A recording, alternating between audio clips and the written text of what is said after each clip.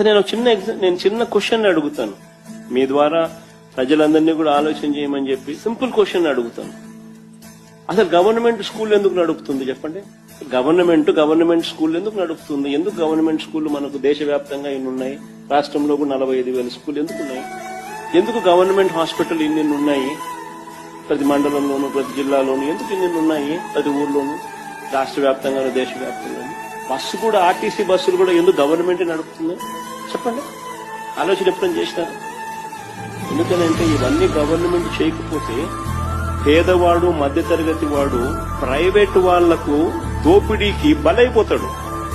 Just imagine a situation, government school లేకపోతే private school charge చేసే ఫీజులు ఎవరైనా కట్టగలుగుతాడా? Just imagine a situation where government hospital లేకపోతే ప్రైవేట్ హాస్పిటల్స్, అనైతిక ప్రైవేట్ హాస్పిటల్స్ ఛార్జ్ చేసే రేట్లు కట్టుకోగలుగుతారా?